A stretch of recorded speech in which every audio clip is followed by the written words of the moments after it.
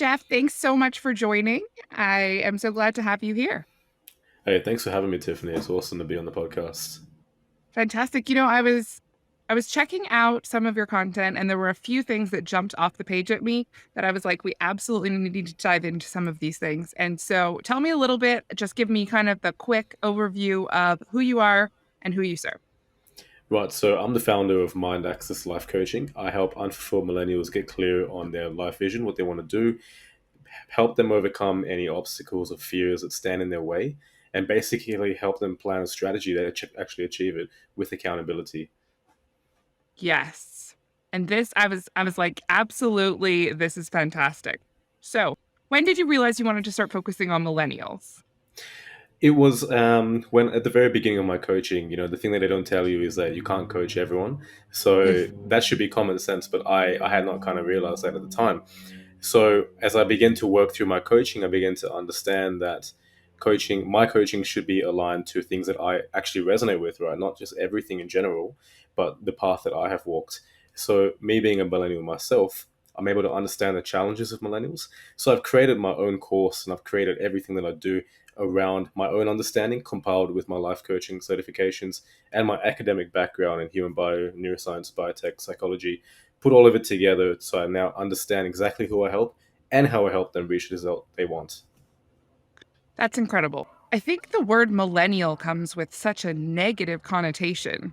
Does it? People don't, yeah, I think it's almost used against people in some instances. Oh, you're a millennial, or oh yeah, it makes sense, or oh, gotta learn how to lead the millennials. I love the focus on clarity, focus, and whatnot. So when you developed your coaching program and whatnot, was that right at the start of your journey, or you waited and you yourself had to focus and learn your way? No, it was at the very start. So Okay. I there was no way I was going to go into coaching without having some kind of spine to be able to deliver, right? Like I was never about the idea of coaching as in like, oh, you can call me for an hour and then we'll catch up and we'll work through it. No, I always had a definable target for what I knew people could reach, which is whether achieving their goals, overcoming their fears, getting clear on where they wanted to take their path, all this kind of stuff. These are outcomes. And me as an outcome focused person, I understood that that has to be where the program takes you, you know? Yes. Yes, absolutely. Attain, the objectives, we refer to them in our agency and in business as objectives, and being super Mm. clear on the objective. Because if you're not clear on where you're trying to get to, trying to define the best way to get there becomes this, um, you know, very involved process of overthinking, because you really you're missing out on the main key piece of where are you trying to get to. Yeah, absolutely. You've got to understand where you're headed. And once you understand the endpoint, you can strategize towards it. Yes. So one of the things I was noticing about in your content that you were talking about was um, helping people find their vision and establish that. And so, can you kind of walk me through what that can look like when someone's working with you? Right, so there's a major exercise that we perform, which is called gazing all the way to the end, which is really getting clear on what you want your life to look like at the end. Right? I'm not talking about 10 years, 20 years. I'm talking about at the very end when you're old and you're looking back. And you know how they always say you want to live without regrets? I firmly believe that's very important because, living with regrets just really shows that you haven't taken life to its fullest, right? So if you look all the way to the end, what is it that you would like to say you have done? And then go and do it. You know what I mean? Make it happen. And that's the plan. But you've got to understand exactly what it is that you want first. Because we only get to live once, and that's very important to really internalize because we don't get ultimate redos. There are only a certain amount of times we can press the reset button. Yes, absolutely. And and so, do you find that some people struggle with that concept and that exercise more than others? No, everyone I've taken through that concept has really been able to visualize exactly what it is that they want. See, everyone knows what they want out of life, but it's whether they're able to bring it to the fore.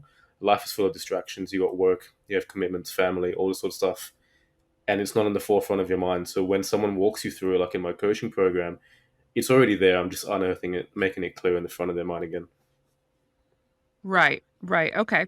So once you've figured out exactly where you want to be at the end, it's a process of kind of reverse engineering back to where you are now and Absolutely. working through that process. Okay. Yeah. And so when someone is setting these objectives and whatnot, do you find that there's also a personal journey piece that really is comprised of some of that, even though it's related to business and how it all ties together?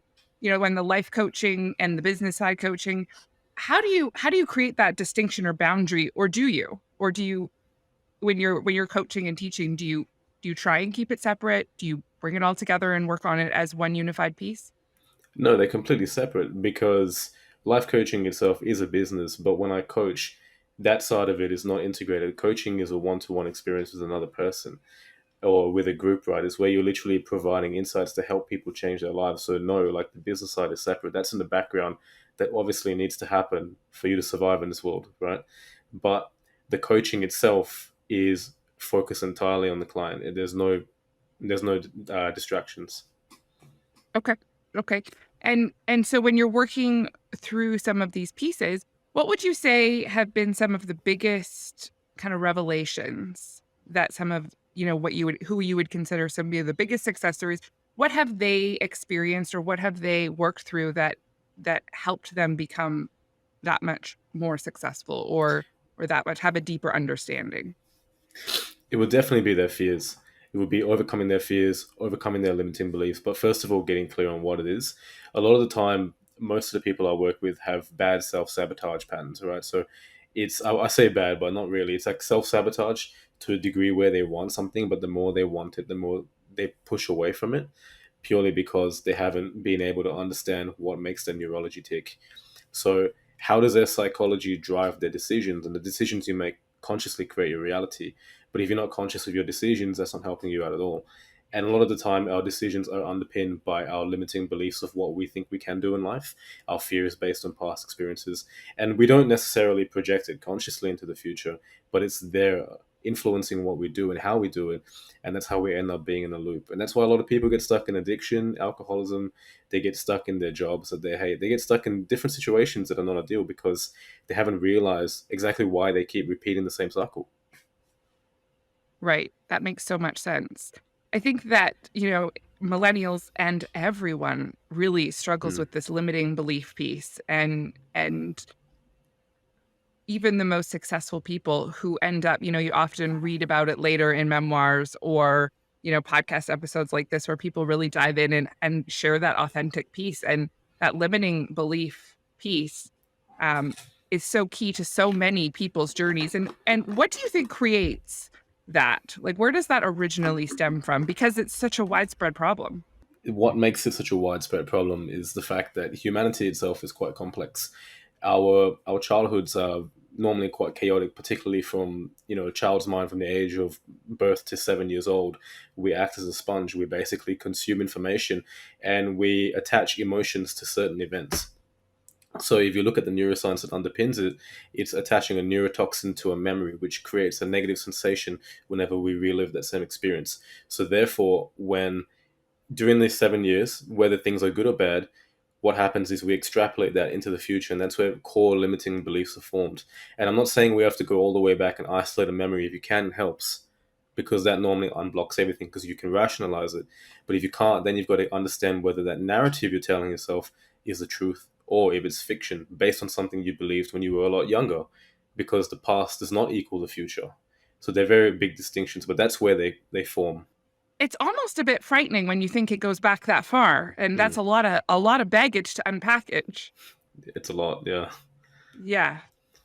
So I was a long time. At this moment, I can't even think of the event I was at, but I remember being at a personal development conference and someone was saying you can have two people that have experienced the exact same hardship. Maybe they've gone through life, it's been a struggle.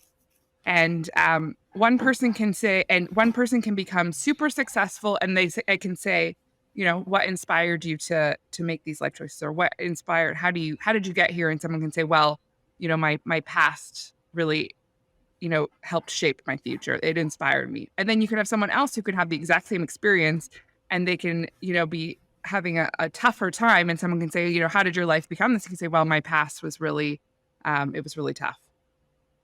And so two people both going through the same situation and both ultimately ending up with opposite outcomes. And so how does that tie into what you were just talking about and kind of these pieces?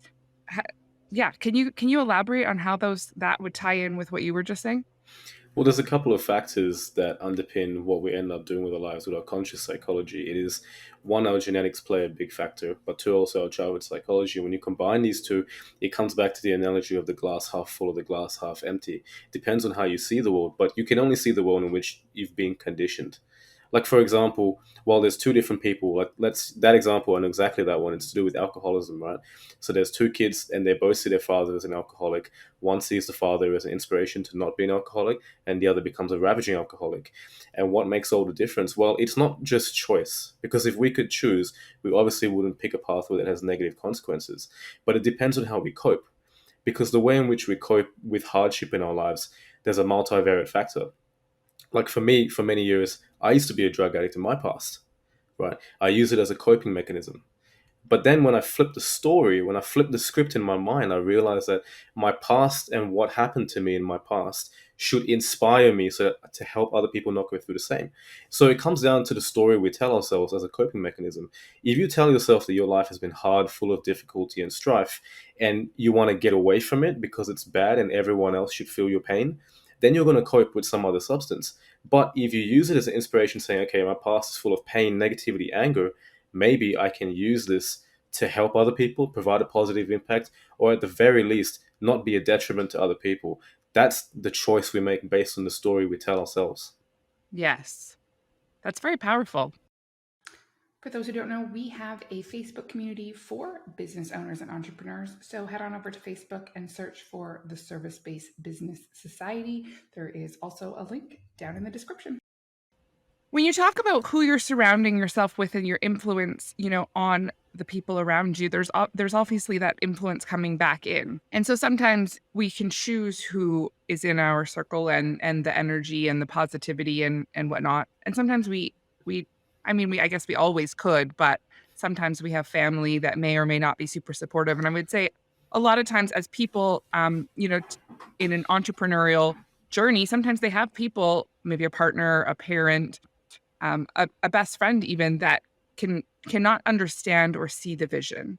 And so they're struggling with someone saying, don't be silly, or, that's crazy. Why are you doing that? And to someone who's already struggling a little bit with their own self-doubt, that can be really Mm. difficult to work through. Do you have some advice or suggestions for people experiencing that? Yeah, so that's something that comes up a lot, and for me, I've been an entrepreneur multiple times as well, and this coaching is means a lot to me. It's my favorite one that I've ever done. I love it, and throughout all the time, people have always told me different pieces of advice: go get a job, do something safe, go do this, go do that, finish uni before you open up a business, all this kind of stuff. And I have listened in the past, but there comes to a point where you've got to realize that what people are telling you is not necessarily a reflection of what you are on the inside. You've got to really understand that everyone is different based on their upbringing, based on the information they understand.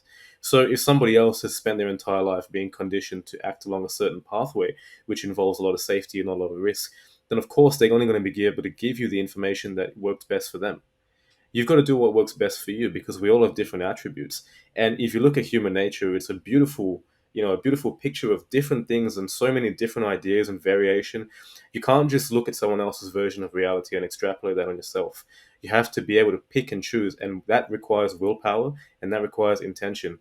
And if you don't have confidence or belief in yourself, it's hard to make anything happen, because you're going to let everyone push you around. So you don't have to listen to everyone, but there's always something to learn from everyone. It just depends whether you incorporate it. Right. I mean, that's a very interesting concept. There is so much to learn from each person, but really deciding which parts of that, listening Yeah, and hearing, but not necessarily implementing. you got to make up your own mind. Right. Now, when we look at those who are around us and those, influences on positivity and sometimes you have people in your life that really are just super negative about what you're doing. Do you feel like there's a way to manage that relationship and protect the confidence and protect the positivity in your life? Or do you find that that's something that to make that choice for yourself you really need to exclude some of that from your life?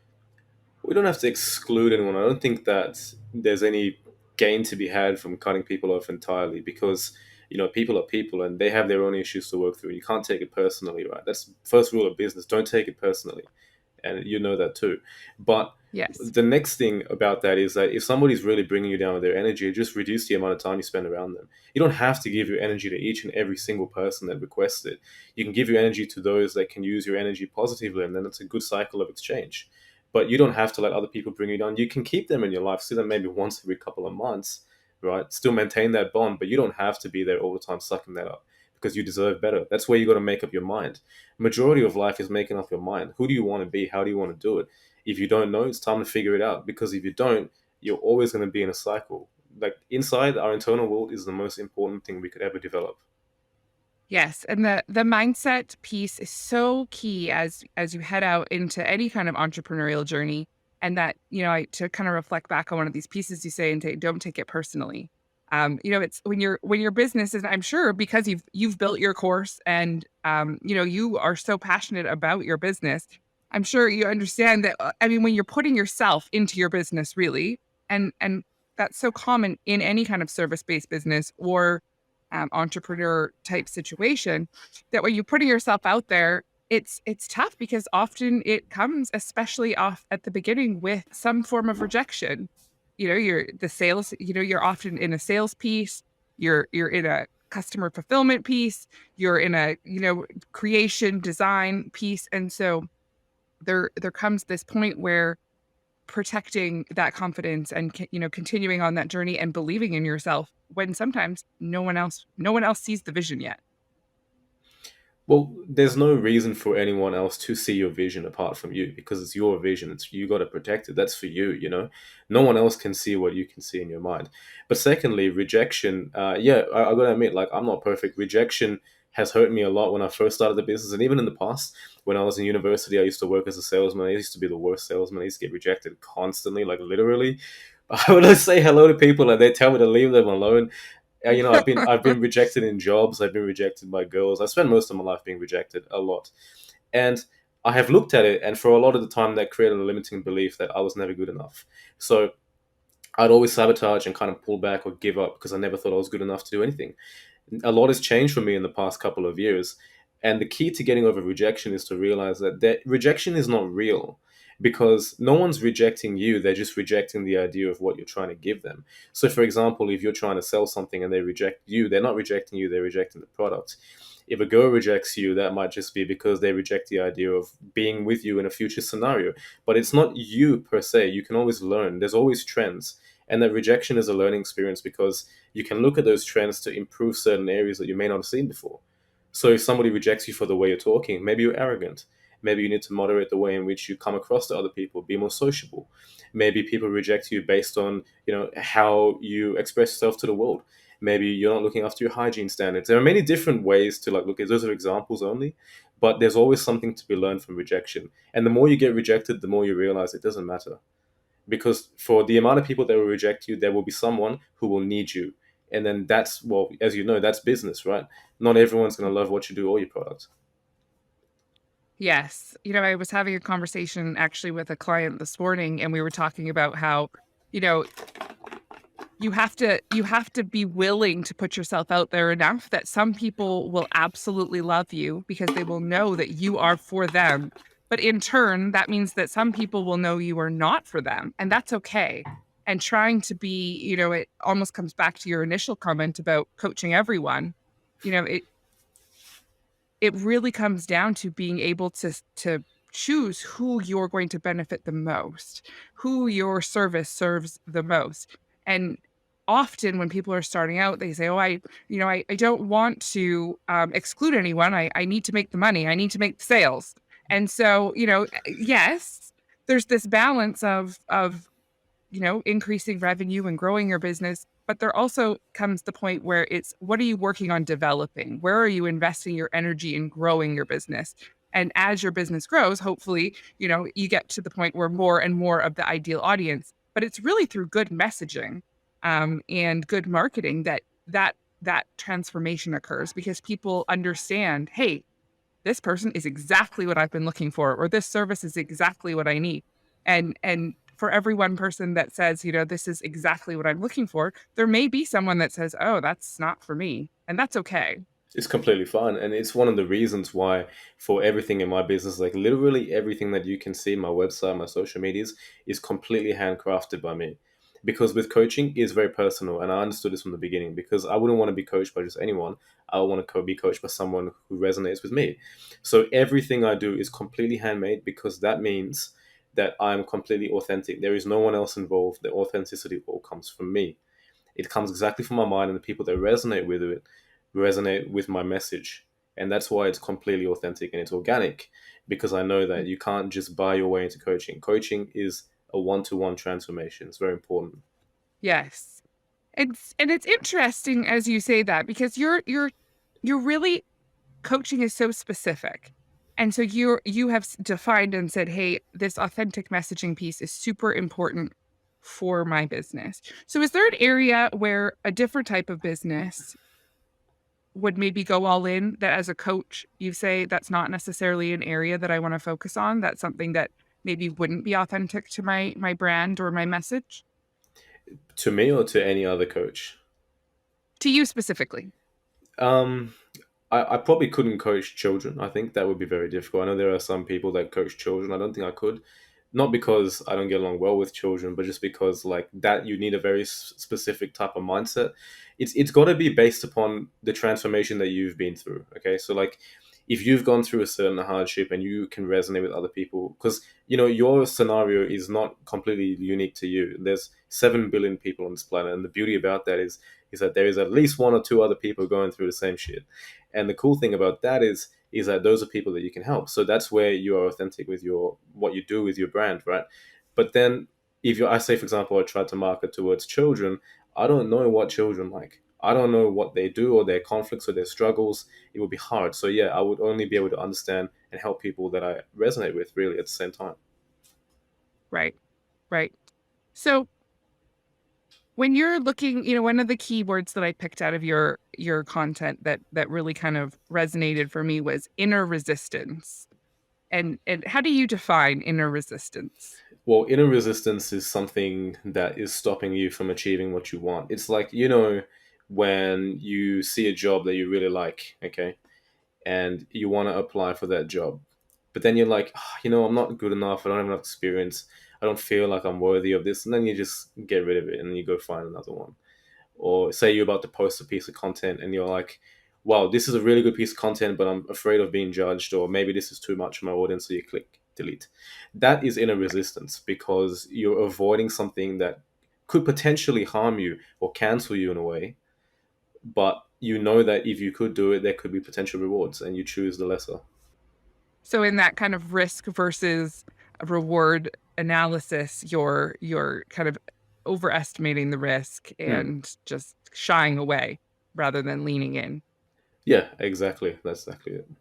I think that the unfortunately, the lean in versus kind of shy away is it's this inner battle, and it comes almost to like this cycle of overthinking things. And so to speak to a business piece specifically, it's we reflect back and always say, look at the data. The data helps tell the story. And when you're relying completely on, intuition and I think it's going better, but you don't have the data or the numbers to say it is going better or it is growing, and it is growing by the objective is to be at X by the end of the year. And here we are on path. And so what types of mindset pieces in addition to that would you say are important? So, we definitely talk about the data and how having the appropriate information can help you with the confidence and help you to make those decisions and feel more confident because you have it's the data is almost backing you up saying, yeah, you're right. You got this. So what else from a mindset perspective would you recommend? Right. Well, so data shows trends, right? We're always looking to observe analytics and understand that. But data can't give you confidence. I mean, data can show you your business is growing, but that can't change what's on the inside because it's numbers. They're not real interactions. They're numbers that have correlations, and we look for linear trends. right? And therefore, that's her understanding of something that's completely separate. Because confidence itself and self belief in yourself cannot be tied to an algorithm.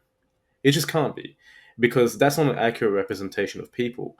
For example, if we look at the algorithm and we say majority of our audience is from the USA, then that's going to make us feel like we have to target only people in the USA. But maybe the people that want our service the most are in Europe, but we don't target them because the numbers are showing us a certain thing. But have you heard of something called the dark funnel before?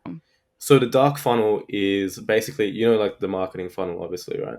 So the Yes. opposite of that, the dark funnel is the exact same but reverse engineered with human interactions. So, for example, somebody screenshotting your post and sharing it, somebody telling a friend about what they learned from you. These are things called the dark funnel that happen beyond the realm of numbers because they involve human interactions, they involve humanity. So, if you only look at numbers to make yourself feel confident, that's not an accurate representation of your impacts.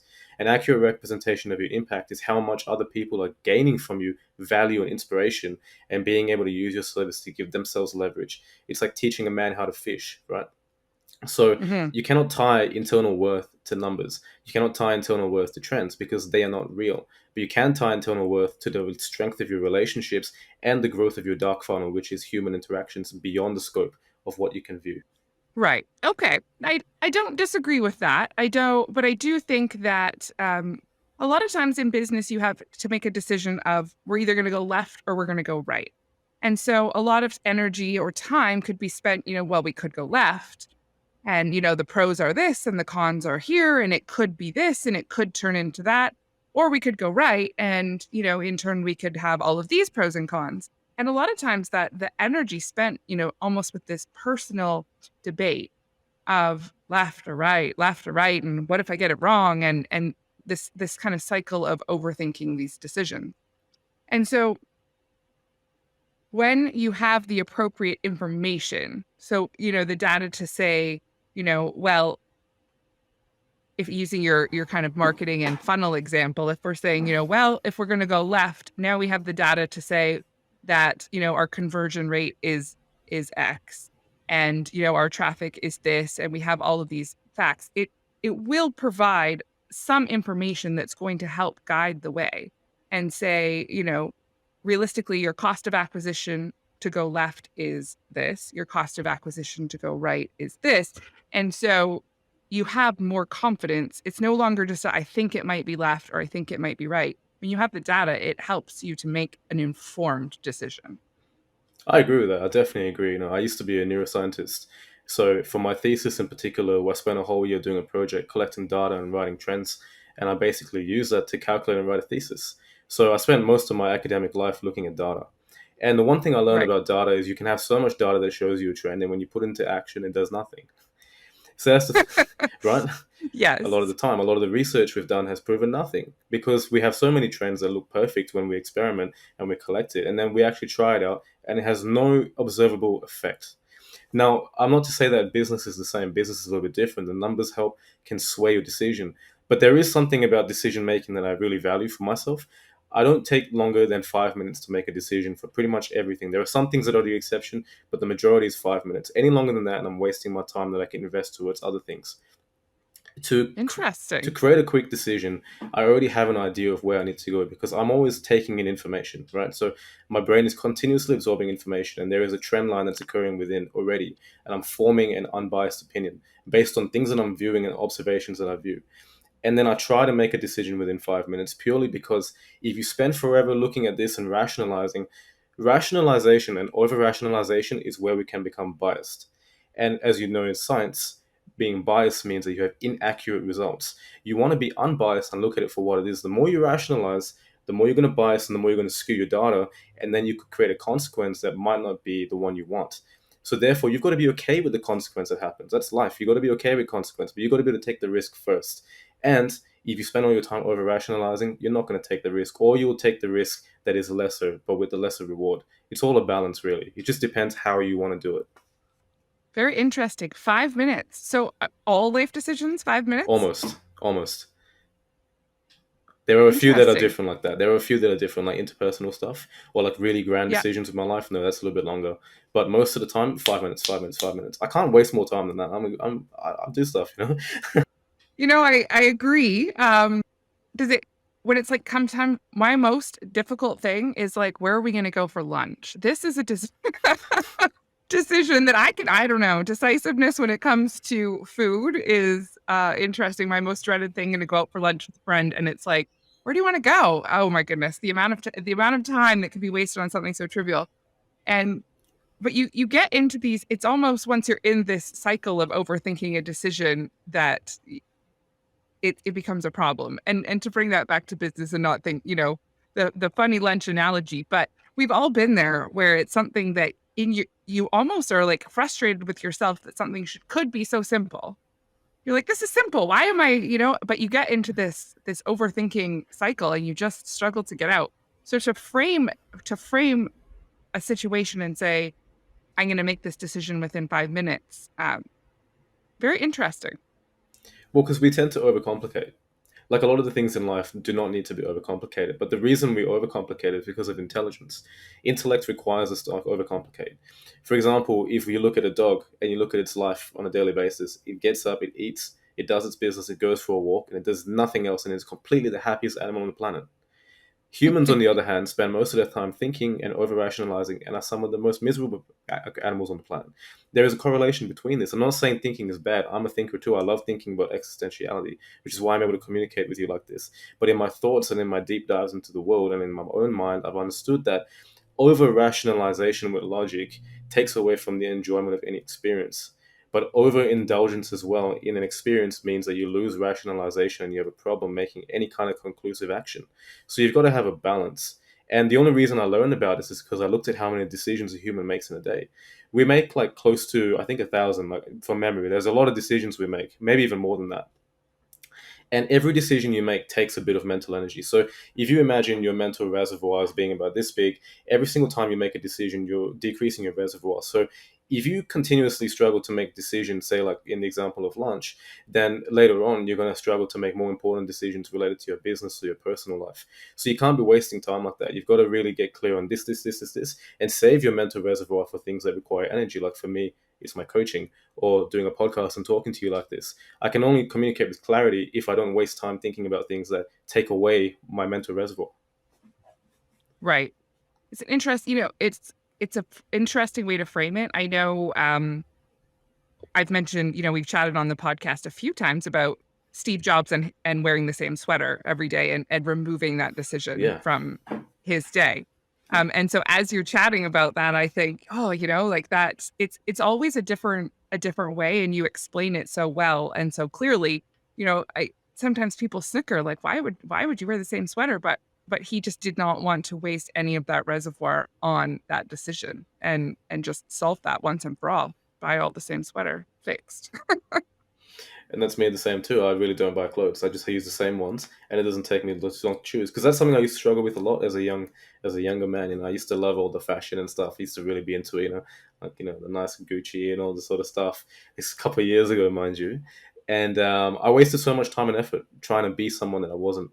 It doesn't matter what. It's not the clothes that make the man. That's the saying. Mm. Yes, absolutely.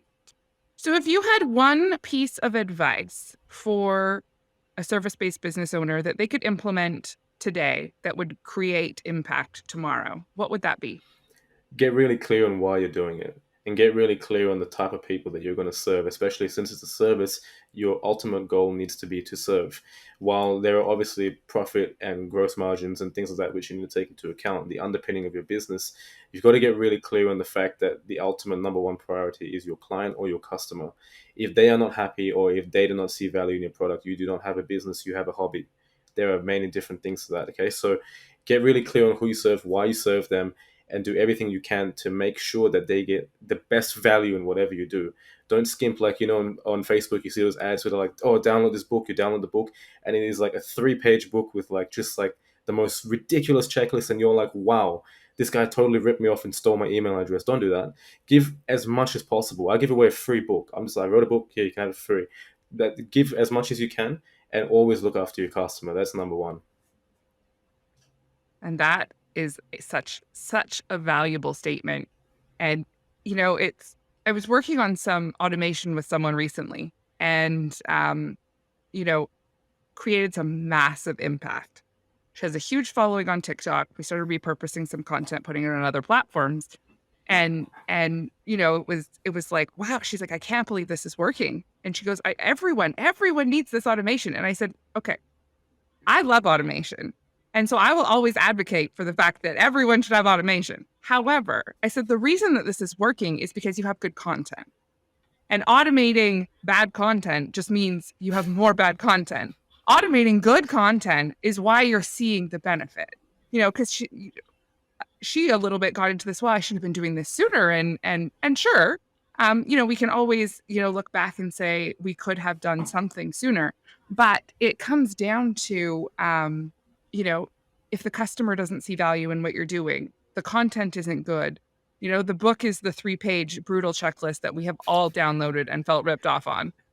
It's without those pieces, it's not a business, it's not sustainable, and it will not create that repeatable, predictable revenue that really helps a business grow. That 3-page checklist actually comes from yesterday, Tiffany. I was on Facebook and I saw this really cool ad for the Sunday plan your week, really get your week going. I was like, I could use this. So I go and download it. I was actually eagerly waiting for it. I was like, oh, when is it going to come? I just want to get this. I want to read this book. I get it. And it's literally like a page with all the services. And I look at the checklist. It's one page with 4 text boxes, 4 blank text boxes. And it said goal number 1, number 2, number 3, number 4. And then on the bottom page, it was like book a call. And I was literally just livid. I was like, are you serious? Like, I wasted 10 minutes waiting for that. I was so excited to get this. I really was. I was like, it was so well marketed. And I was just like, I was fuming. You can market to people and they will, you will give your email address, and good marketing there's is not to be underestimated. But at the end of the day, especially in a business where you need like a repeat customer, where you're trying to provide a service later on, it's without the value, without actually being able to deliver, you really aren't much further ahead, other than you've crafted a fantastic marketing campaign. Yeah, great ROI, but no engagement. Or no, like, what's it called? No closing of the deal. Yes, absolutely. I mean, maybe they need to go back and have a look and say, well, maybe we should do more marketing and less of the checklist building. So if people want to dive into this, they want to work with you on some of these pieces that we've talked about today, Geoff, where can they do that? They can find me on social media. So I'm on Instagram and Facebook at MindAxis, so AXIS, Life Coaching. And then at LinkedIn, you can find me at my name, Geoff Seow, Geoff with a G. Or you can look at my website, which is mindaxislifecoaching.com.au. And I've got heaps of stuff. I've got free books, lots of podcasts. I've got a webinar you can watch for free as well. Just like content as well. I've got plenty of good stuff. So come check it out and have a chat. I'm always open to it.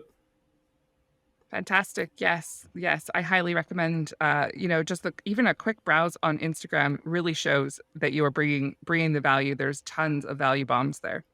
Well, thank you so much for joining today, Geoff. I really appreciate you taking the time and, sharing your message with the listeners. It truly is such a critical piece to every business owner's journey, and getting clear on where you are and where you're going, and building the plan out. That's fantastic. Yeah, and thanks for having me, Tiffany. You've been great. So it's been awesome to be here. Awesome. Well, thank you so much.